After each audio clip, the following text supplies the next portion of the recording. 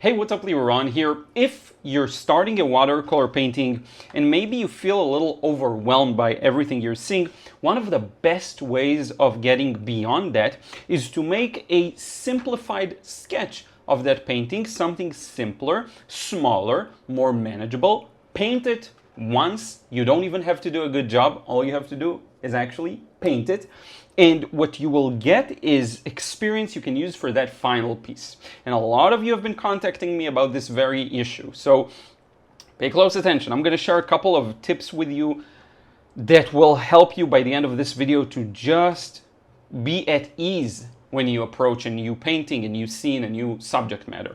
So we have this scene here somewhere in the neighborhood.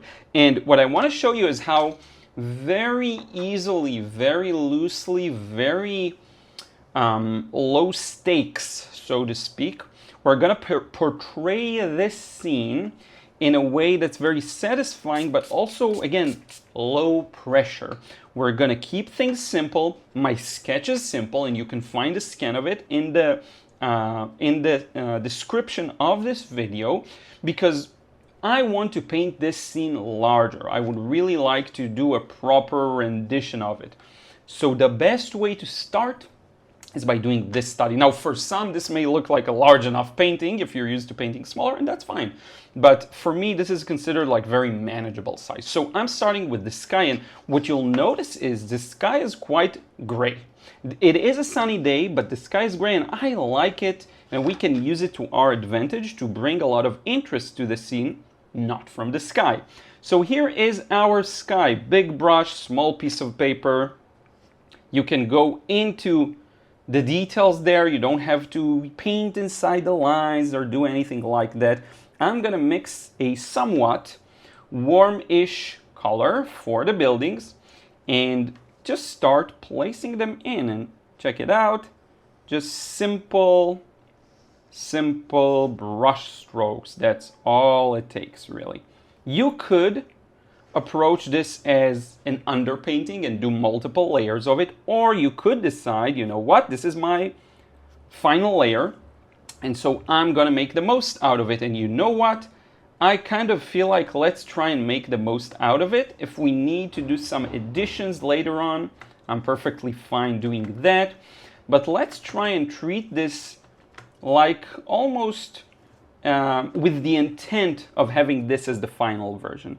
Now let's see where that takes us. So these are buildings that are quite in the distance.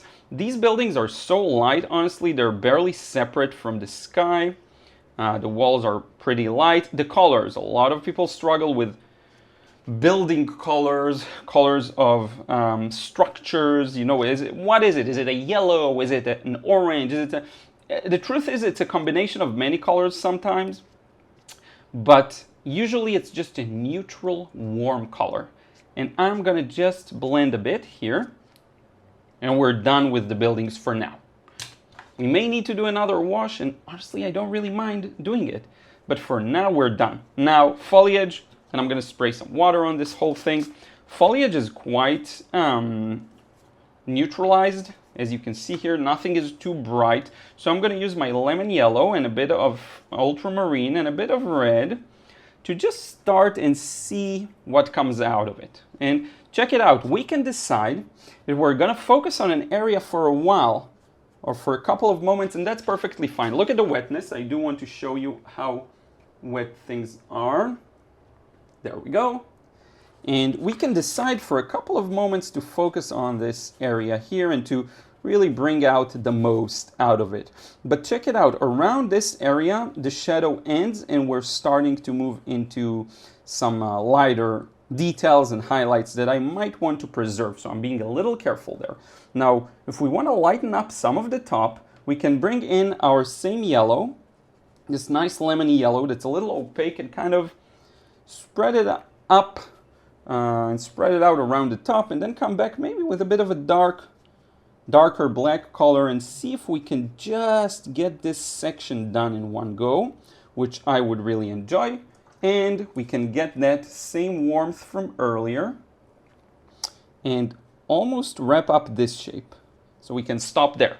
Now, spray some more water, do the exact same thing on the other side, maybe keeping things a little lighter, but still quite neutral, I believe, and start establishing some of these trees and foliage wet into the building, right? So this lower kind of border, I don't really care much how exactly the border between the foliage and the buildings is created. All I care about is that it's there. So I'm gonna do this. And what you'll notice is we have quite a dark tree over here. So let's just place that in. Remember, this is a small, low stakes study for those times when you're tackling a new reference photo, you're uncertain how to do it, you want to just get some experience under your belt. This is a car.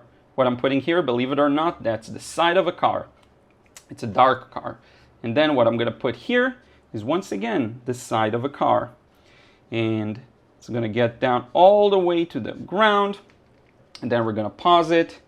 And then we're gonna add a bit more structure maybe to the tree. If we choose to, we can use a smaller brush. I don't really need that. I don't mind the details exactly here. What we're establishing is the overall scene.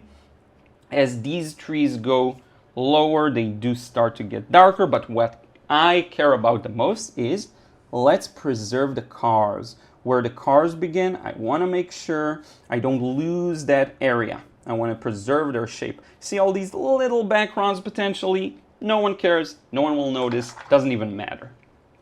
Onto the ground.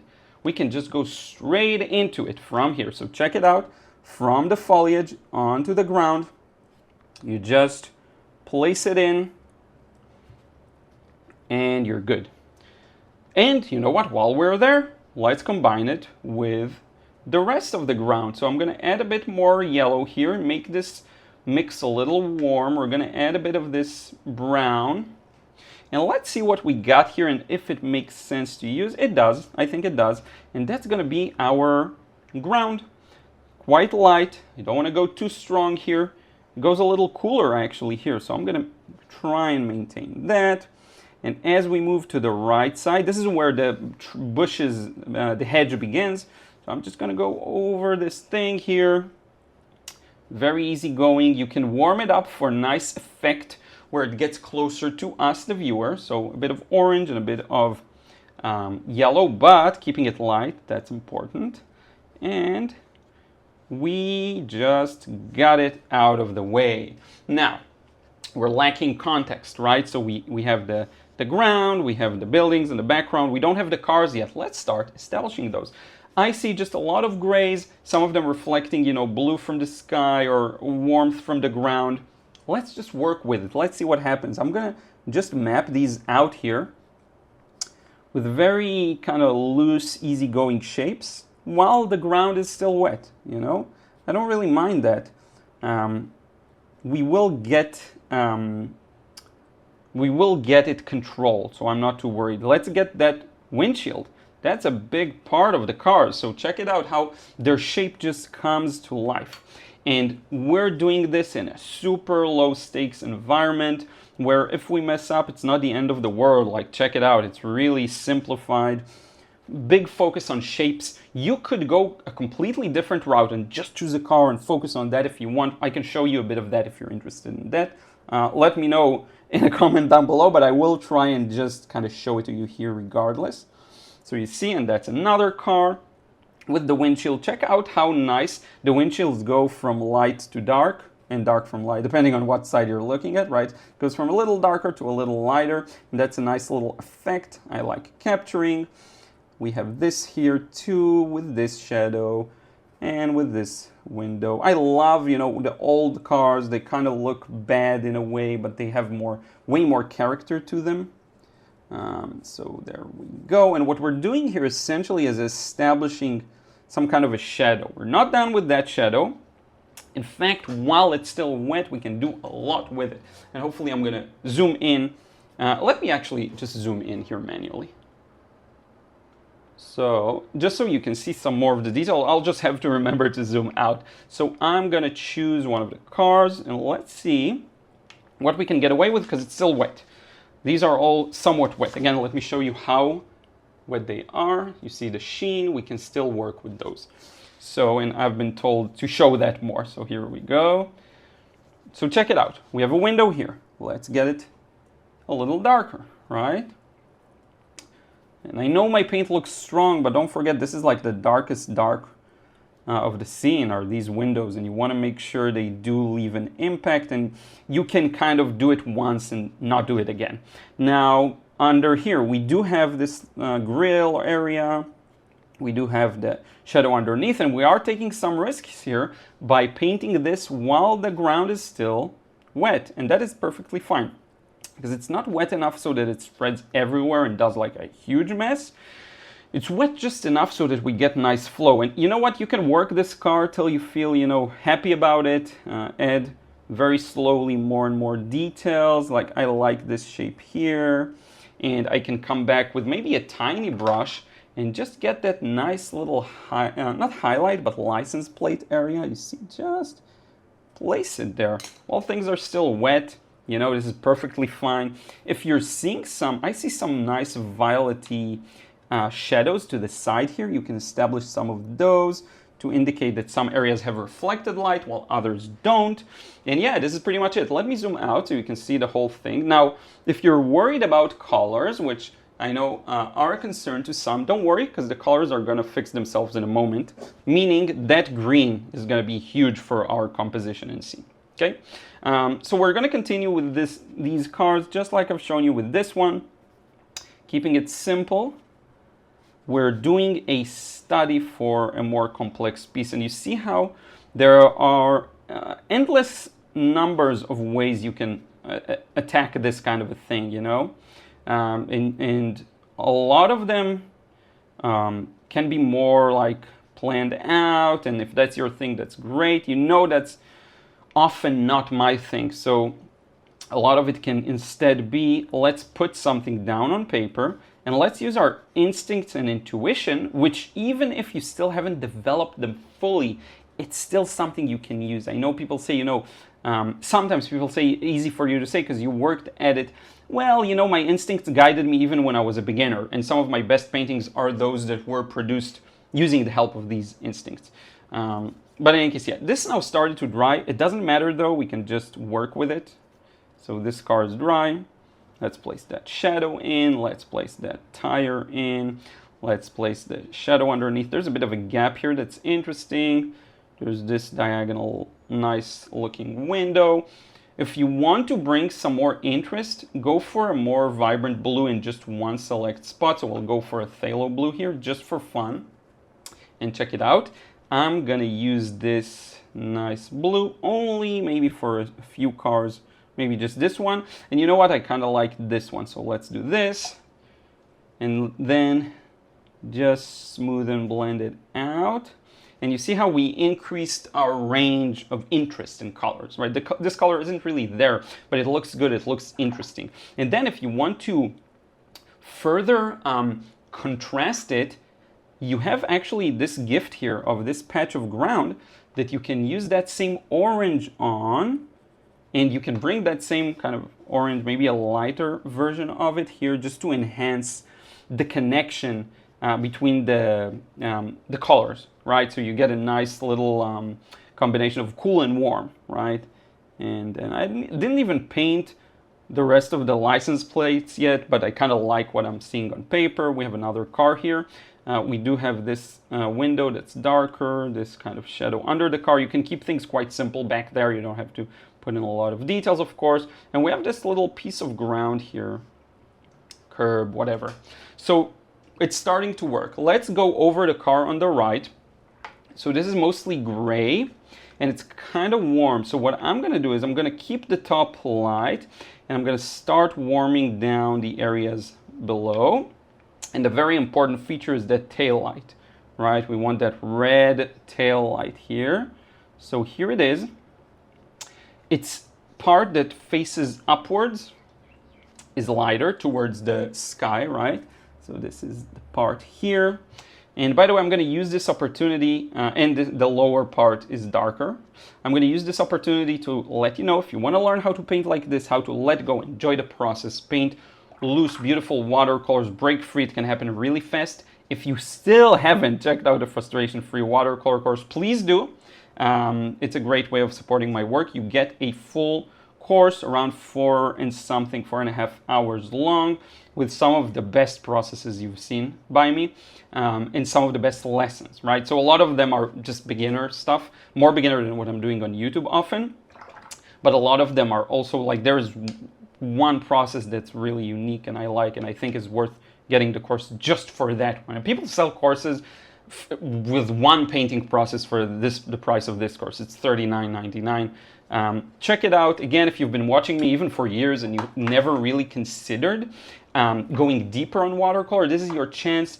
Just get the course. It will do wonders to your ability to let go, paint loosely, get the result you want. Now we've come to the important part. So I'm just taking this yellow, this lemon yellow. Sorry, it's a bit out of frame. This lemon yellow, that's all we need really for this hedge. The hedge is not dark, it's quite light. We're gonna put this nice little tree here, let it seep almost into the background foliage. This is a bit of a more opaque paint, so you can paint over stuff and it will show, a lot of it will show. And check it out, I'm just completing that edge of the hedge. Here we're gonna do kind of wet and wet, right?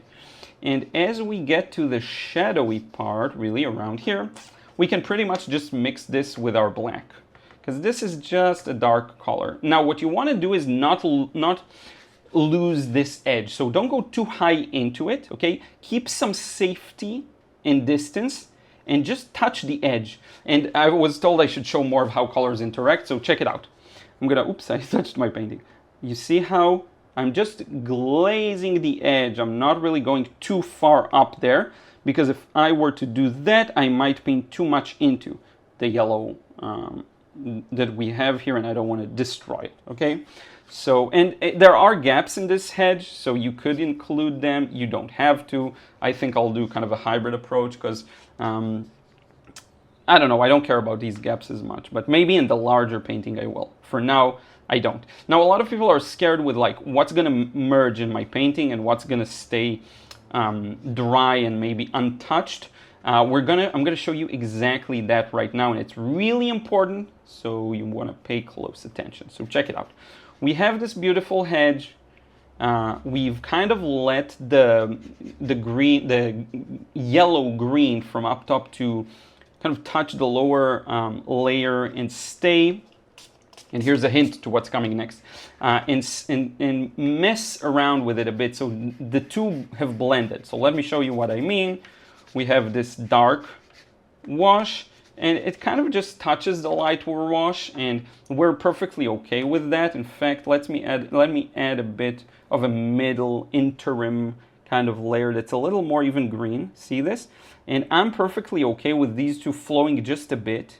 What I have here in the dark underneath, okay, that's perfectly fine. Let's in fact break through this, and then underneath it we'll mix real fast a very dark paint, because this is quite dark, and we'll use that paint to really tell the story of the hedge and really make it dark, okay? And this goes up actually here a little closer. And I'm perfectly okay with these two layers touching again and mixing a bit. You just have to keep some safe distance, okay? And I'm perfectly okay with now adding more to the yellow and seeing what happens and how these two mingle. I'm perfectly okay with doing this. Spraying some water, tilting it, just to see what will happen. You'll notice that the paints move down a bit and we get this beautiful granulation, because this is lunar black and it's very nice and granulating color. Here's the cool part. There's a lot of grass here. We're just gonna paint the grass. What should be connected? What should be separated? Again, these questions are great. You make a decision, and it's okay to make a decision on the fly. So I feel like connecting them. So let's do this. Check it out. I'm just painting the grass, and the grass is green. And it touches the hedge, and there's nothing wrong with that. In fact, you can change it up. You can add more paint to minimize how much the dark moves into the light. So check it out. Just by placing in the paint, it gives the feeling that it hasn't seeped as much. Or you could mute it down with a bit of, to me this feels too strong because I want the hedge to be a little stronger. So you can just choose to add a bit of, I think even phthalo blue would work well here, and make this a bit more green. And by the way, if you want a convenience mixture for that, you can get that too, like May Green or something like that, depending on the brand. Could save you time, and just you can use that immediately out of the tube. Let's just add a bit of paint here. Immediately out of the tube if you choose to, right? There are a lot of ways you can go about it. And now if you feel like, I'm seeing something interesting here. Along the edge, there's a warm shadow. Like it goes a little orangey warm-ish. So let's see if I can capture that just along the lower edge. And then what I'll do is, this is experimentation. You don't know exactly what you'll get. You're just going for it. And then above it, I'm going to go for my bit of darker black, lunar black. See? And kind of try and keep it in a random pattern as much as I can, because that's the kind of thing I like. And we get this lovely edge. Now we do have soft edges, but you can break them back with hard edges, right? You're not confined by a specific edge. You can do things however you want, right? So you can break it off a bit, make it more organic feeling, make it more interesting, show some leaves that kind of break into that, or maybe add a bit of like a darker green and use that for the leaves here and there. There's so much you can do here. In fact, I kind of forgot about that car. So let's just make the dark on the car darker, because we kind of missed that part. So this goes dark on the windows and some of the details. And to me, this is just a great study and preparation for this painting. If something sticks out or feels like it needs modifications, you can go for that. For example, one thing I like in the reference photo is how the right sides of this building feel a little more saturated and warm. So I can grab this this orange that I have here, if I want to. Let's see if I have a test paper here. A pest paper. So I can do this. I can just use this warm mix and show that some of the walls that face to the right are a little warmer, right? And if you go really warmer, what you'll end up doing is making the temperature differences more extreme. Like this is warmer, this is cooler. You can go with a cooler sky or more saturated sky. You can do so many things here. But the point is, that's all down to your impression, what you want to convey. For example, I do love how some of these areas are just darker, you know, so let's add those. So I see here this area is a little darker, and I kind of skipped over that. I see here there's a bit of a shadow right underneath, and that's fine. And here there's a bunch of shadows, and here there's maybe a small fence that kind of contrasts with the rest of the walls. Or you could do like a more significant change if you want to. Like right now it's merged with the sky, but you could decide to maybe, let's make this building a little more prominent, and that's going to be our last move. If you choose to, if you want to, you don't have to, of course. Make this building a little more prominent by very simply just glazing over it. See, something like this. Very simple, straightforward. Just make a better separation between that and the sky if you want to. Like we didn't do any of that here for this other building. And then, you know what? There's a bunch of details. Why not, just for the fun of it, for play, I'm just checking to make sure the video still runs, because this is a one shot, one and done. While this is still wet, let's add some highlights to show details. So like windows. Again, don't think in terms of literal, like the window, I need to fill in this area, make sure it's accurate. No, what we're thinking of is from afar, when I look at this study, does it feel complete? Does it feel good looking? Is the composition working? Because I plan on making a larger, maybe more dedicated version. And to confirm my hypothesis that this scene is a good idea to paint, let's get this kind of a thing out of the way and see what it looks like, right? And you might end up with something that looks good on its own merit, like this. I kind of like it. You know, I'm not gonna lie. This looks really good to me, like a good enough painting to call, you know, just a final painting in a way. And that can often happen when you're just doing these little very low stakes, again, not low effort though, I'm really into it, right? It's not effort, it's fun, but still, when you're doing these low risk, fun scenes, you might end up painting something you really, really like and that ends up working, right? So yeah, this is what I have for you today. And if you want to somehow support my work and learn how to finally master this strange medium that is watercolor, check out the frustration-free watercolor course or the watercolor realism course, or if you're into books, check out my Painting a Masterpiece book on Amazon. Anything is appreciated, and you will get a lot. I have something for everyone. So again, if you just want to take your paintings to the next level, I would be super grateful if you check it out.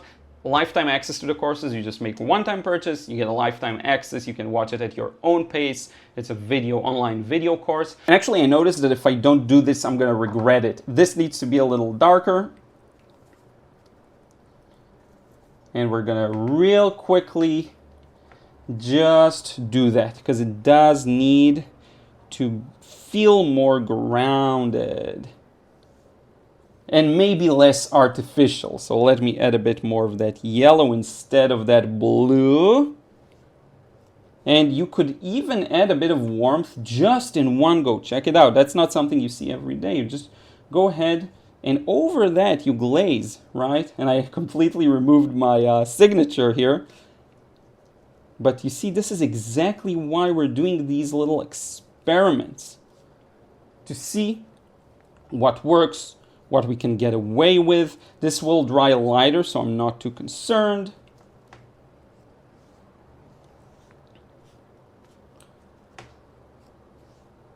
And I think that's good. That's a wrap. So thank you so much for watching once again.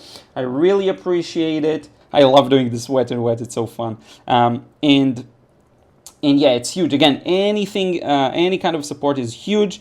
So thank you so much. And lastly, I want to thank everyone who supports me over on Patreon. If you want to receive credits at the end of the videos, or if you want to receive, again, access to some exclusive content, there will be more lessons and posts coming soon. I'm posting more like specific, nuanced insights about watercolor there that I think if you're serious about it, you want to check it out. And also, I'm going to make some changes there to add even more value in the future. So if you're serious about watercolor and you enjoy my stuff, or you just enjoy my stuff and want to support me, check that out. Thank you so much. We'll see you in the next vid. Take care.